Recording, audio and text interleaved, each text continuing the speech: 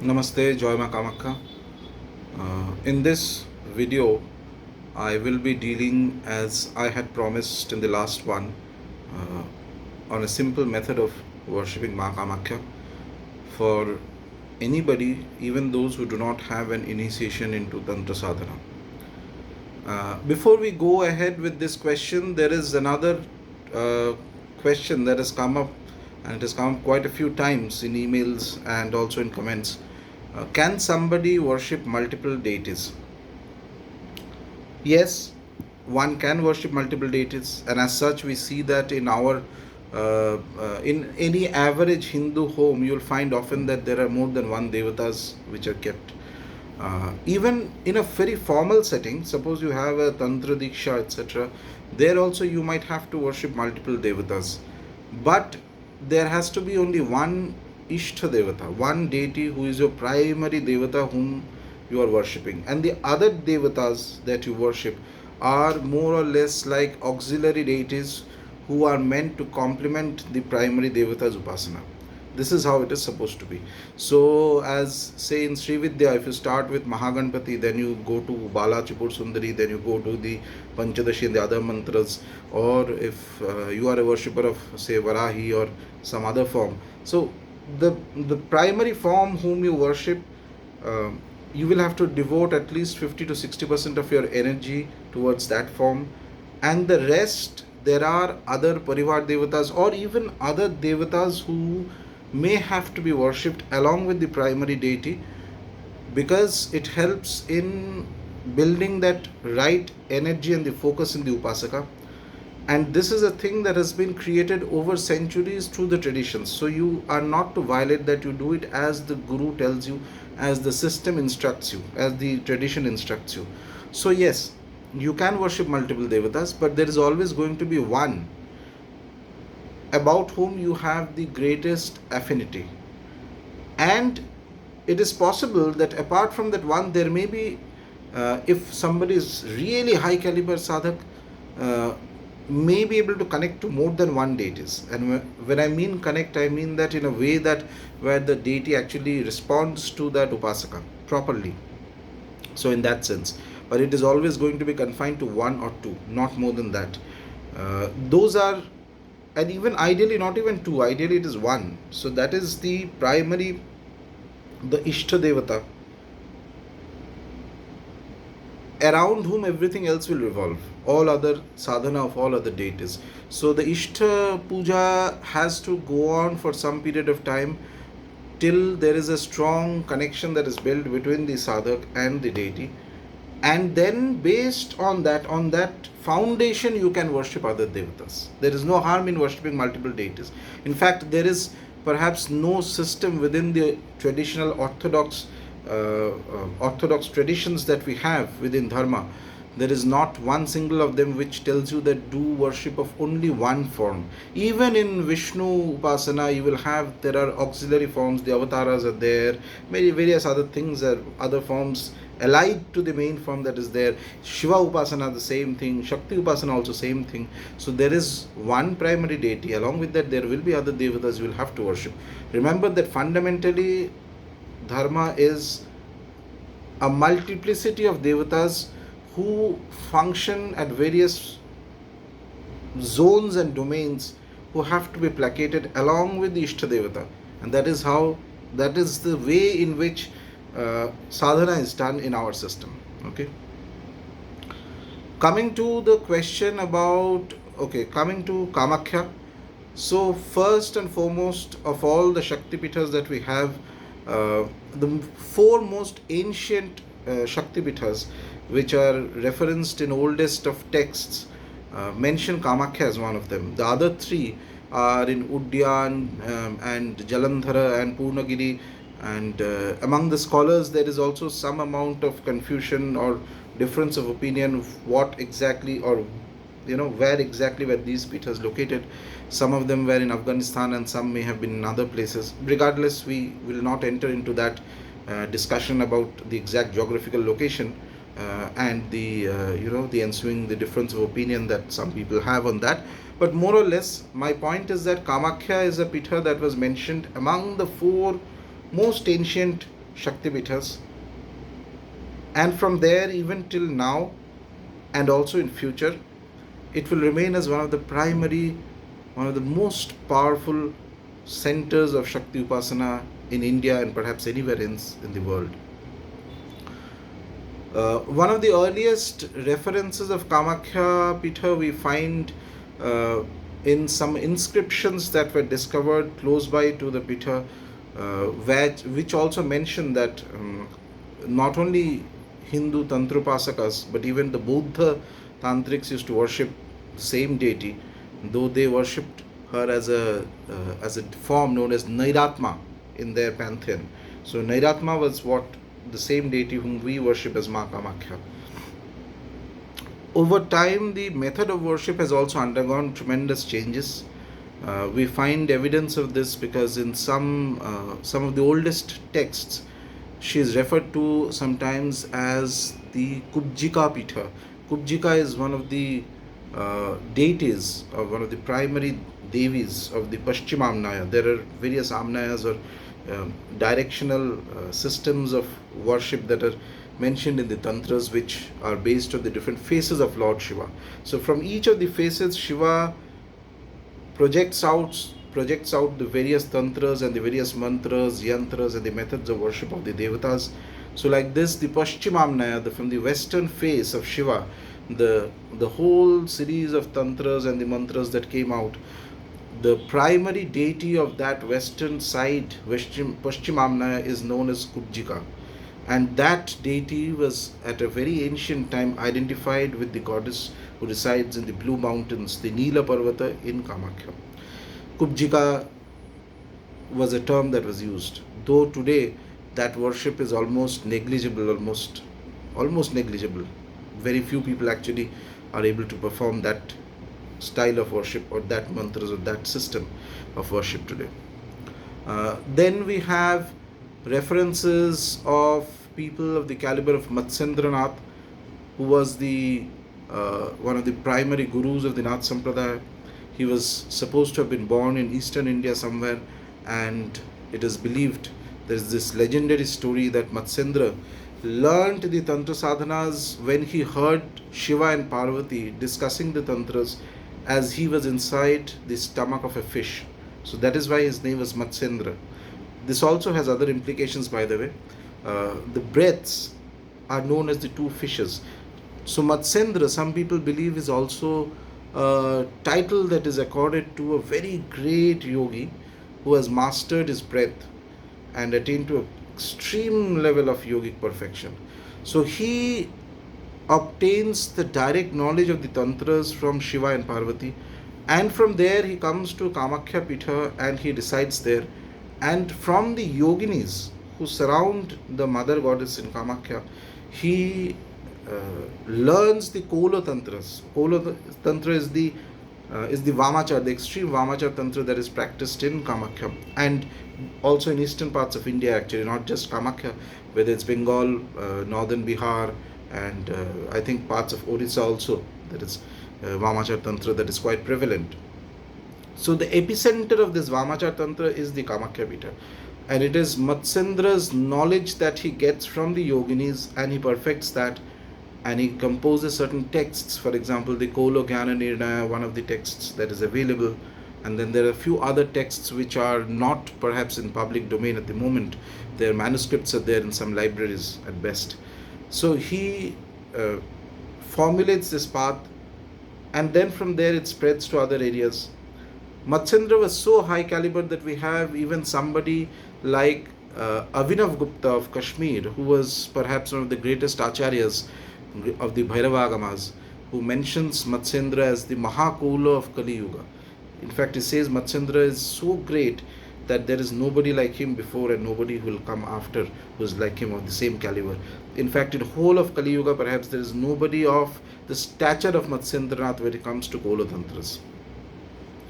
It is through his tapasya, his power, that he emanates the kolas and the tantras and the methods of upasana of the yoginis that comes in. So we have a reference of Kamakhya from there. Then around the 9th century we have the Kalika Puran, which has chapters and specific portions dedicated to Kamakhya among all the pithas, which makes people, some of the scholars believe that the Kalika Puran was composed around the Kamakhya Pitha. In fact, I remember once during one of the festivals during few years ago, I was in Kamakhya and I saw this sadhu wearing a red kopin and doing pradakshina of the main temple. And as he was doing the pradakshina, he kept chanting verses from the Kalika Puran in Sanskrit.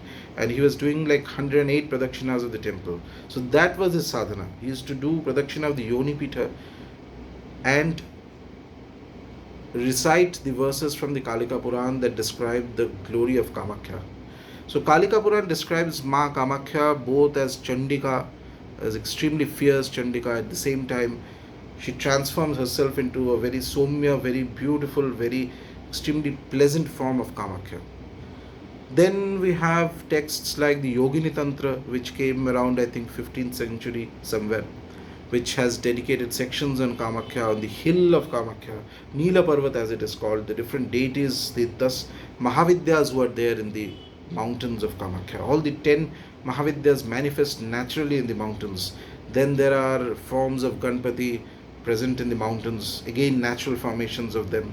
Hiramba Ganapati, who is one of the Kshetrapalas of Kamakhya. Then there is 5 Shivas, with the Panchavaktra Mahadeva, who's there in the hills. So like this, Bhairava, various, it's like a whole pantheon of the Shakta deities who have manifested themselves naturally and spontaneously in that great mountain Nila Parvata around the Yoni Pitha of Kamakhya. So it is called the Yoni Pitha because it is believed that the Yoni of the mother goddess of Sati had fallen in Kamakhya, and that makes it extremely potent, perhaps the most powerful of all Shakti Pithas. And I say this not because I have a personal devotion towards the deity in Kamakhya, but also because I've been to other places and they're all wonderful, all powerful, all beautiful. But there is something about Kamakhya which is extremely difficult and very different. Different in the sense that the main form of the mother is actually Nirakar. And right before that, you have the Vigrahas of Kameshwara and Kameshwari. And she can manifest herself as any of the 10 Mahavidyas. She can manifest herself as Durga. She can manifest herself as Lakshmi, Saraswati, any form. That is the uniqueness of the force of the divine being that lives in the Nila Parvata in Kamakhya. It is based on what the Upasaka can handle, what is your Ishta form of the mother. Accordingly, she changes herself and she can manifest any of these forms. In history, we have had occasions of great Upasakas who had done lot of sadhana in Kamakhya Kshetra in previous centuries. Maybe I'll make a separate video on that and not club it together. So they used to have their own forms of Ishtas of any of the Mahavidyas, though their sadhana used to happen in the Kamakhya Kshetra. So that is the uniqueness of the deity who resides there. Apart from that, as I have mentioned earlier as well, Kamakhya is the center of Vamachara Tantra. So the primary process in which she is worshipped formally, and it has been this way since more than 2000 years, is through Vamachara, not Dakshinachara. You have to be very clear in your understanding of this. Now, it does not mean that everybody has to practice Vamachara, but it means that you have to respect the Paddhati that is followed there if you need to connect to that place. You follow your process, but you should have a clear respect for what is followed there because it is followed by the will of the deity. It is not followed randomly, and it has been going on for more than 2000 years, and it could not have happened had it not been that the primary deity, Ma Kamakhya, had willed it that it should be this way, and that is why it is so. For people who want to do Kamakhya sadhana formally, you will need to have a Tantra Diksha, and not just any Diksha. You will need to have a what is called a Shaktavishek Diksha, and then the mantras will be given by the Guru, and accordingly you'll have to do the sadhanas, and then up to you how far you are able to progress. Only Diksha is not, by itself a Diksha is not useful. It is like, without Diksha of course you cannot do the sadhana, but just having a Diksha is not a license or a guarantee that you will be able to progress very far. So after that, there's a lot of hard work, lot of patience required from the upasaka in order to progress deeper into the sadhana. Now suppose somebody does not have any diksha, any tantra diksha or any type of initiation into this field, but wants to connect to Ma Kamakhya. There is, in my opinion, a simpler way of doing it, and it is also quite effective initially, at least.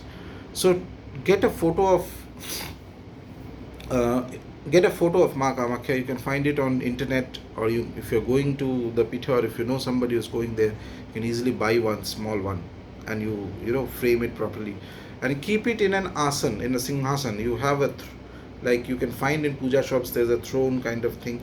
On that you place the photo of Ma Kamakhya. If you have the Rakta Vastra from Kamakhya, then you can place it in front of the photo. That is an extremely auspicious thing, regarded as very, very powerful, provided you have complete faith on it. And then you do a Panchopachar puja in a simple way. Panchopachar is Panchatattva, offering of 5 tattvas which are given to any deity when there is a puja being done. So basically you start with offering kumkum, which is or sindur, red sindur, you offer to the mother. Then you offer a red, if you offer a flower, if you can get a red hibiscus, best. If not, then whatever flower is available. Then light a diya, either of ghee or of oil. Then agarbatti. Then provide some naivedya, something to, sweets or something, anything, as normally and formally it is done in homes. So 5 things you offer these things to the deity, to Ma Kamakhya, and then start reciting the Kamakhya Stotra. There is a Kamakhya Stotra you'll find on the internet.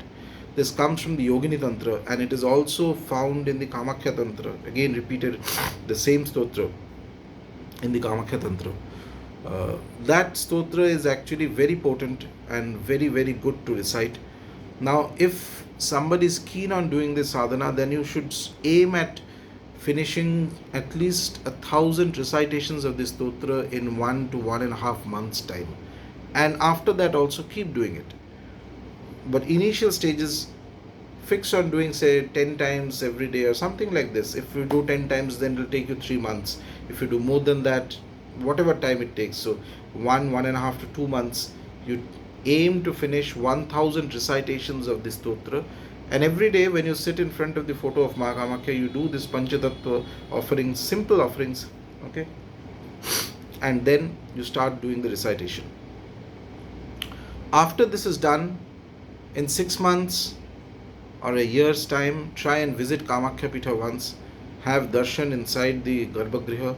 After darshan, do pradakshina of the temple, then do a Kumari Pujan, and then come back. That's all. If somebody continues doing this, you will start developing a connection to the deity, and you will feel it, and you will understand that there is a response from Ma Kamakhya that comes, and how it helps to rearrange certain things around you. That's one of the ways in which she may manifest her blessings in a person's life sometimes, initially at least. So, but the idea is that you have to keep doing it. It is not a 5-day, 10-day thing. So, as I mentioned, 1,000 times in whether it's 1 to 2 months' time, that is just the beginning. After that, don't stop this stotra. You carry on doing it. Carry on doing it. After that, perhaps you will meet somebody who can initiate you into the mantras of Kamakhya, or at least give you some upadesham in how to chant the mantras. And then the mantra sadhana, etc. comes in, all that. But this stotra can be chanted by anybody, even without an initiation, and it is quite effective. In fact, if you practice this sadhana for a few months, and then you visit Kamakhya, and you do the same practice there, which means that 2 or 3 nights you stay there, and you do pradakshina of the Yoni Pitha, you have darshan and you do pradakshina. And while doing pradakshina, you actually chant this stotra. Do it, say, 108 times or more than that, up to you, as much as you can do, in fact. You will start finding a connection to the deity. Yes, this will happen. If you do it properly, this is going to happen. After that, of course, there is a lot of things that can be done in Kamakhya. There's a huge path. This is merely the beginning. In fact, it's only up to a point. Let's say if Kamakhya sadhana is 1 to 100, then perhaps up to 20-25% of it you can do from your home. Uh, After that, it becomes more and more complicated. Not just complicated, it's very intense and beautiful. That, of course, is subject to whether it's in your destiny and whether the deity wants you to do those sadhanas. But even this initial phase of the sadhana, this 20-25% of the sadhana that is there, if you do it properly, if you do it with devotion, some blessings of Ma Kamakhya comes into the person's life.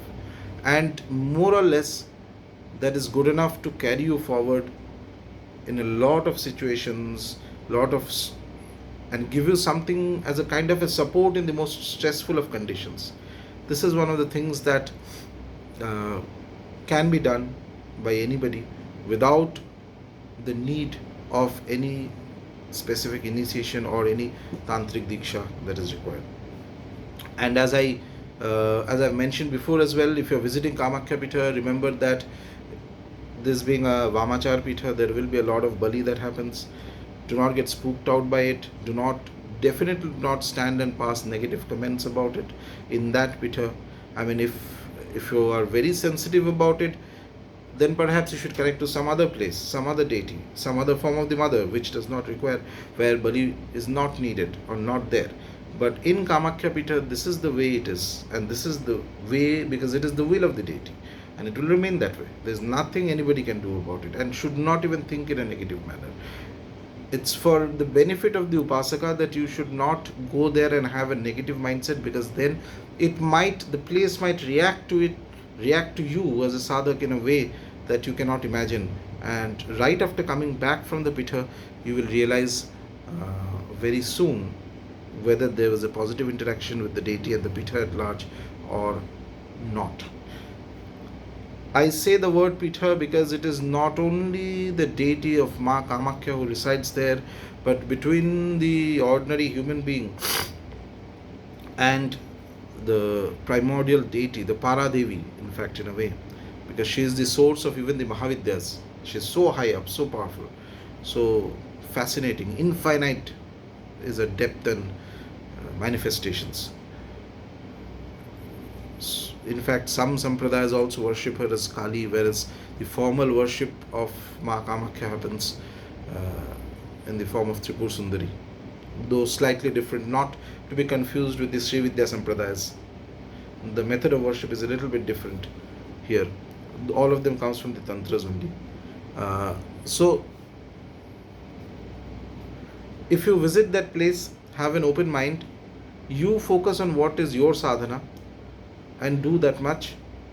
And if somebody actually keeps practicing this stotra properly and with devotion for a few months, and then visits Kamakhya at least once a year, if not once in 6 months, then at least once a year. And when you visit, you stay on the hill for at least a day, have darshan, do pradakshina of the main yoni mandala, do your same sadhana that you're doing at home, same thing you do there. Don't experiment anything there. Eventually, if this is carried on for a few years, the person develops a very strong connection to the deity who resides in the Nila Parvat. And this is a very simple sadhana to do. It is not at all difficult. It can be done by anybody. Yes, so as I was saying, there are a wide variety of beings who reside in the Kamakhya hills. It is not only Ma Kamakhya. It is, apart from the 10 Mahavidyas, there are Bhairavas, there is Panchavaktra Mahadeva, then there is various forms of Ganpatis there, then there are Panchamundi Asans there inside on the hill itself, and there are yoginis and various other things that you cannot see in that hill, and these are mentioned in the tantras, by the way. So in order that, this is why historically of all the Pithas, Kamakhya was accorded a special respect in the tantras. It was assumed that, I mean, today it's very easy to go there. Communication has become easy. But if you read texts which are about 100, 200 years old, not even 200, I think 100, 150 years old, you will see that there are certain caveats which were told to people, that if you go there, you stick to your own business, you know what you have to do, you do there, get the puja part, whatever, etc., and come down. It's not a place to loiter around. It is only if you are deep into sadhana, you know what to be done, then it is one thing. So my point is, if you are visiting there, whatever is the paddhati of sadhana, let it go on. You focus on your sadhana. You keep the Rakta Vastra and you keep worshipping Ma Kamakhya. And once in a while, if possible, maybe once a year or something like that, visit the Kshetra, stay there for 1-2 days and do the same sadhana there. Then you will see how the blessings of the mother comes into your life in very strange and very powerful and very beautiful ways, which you cannot even imagine initially. So that's all for today. Jai Ma Kamakhya.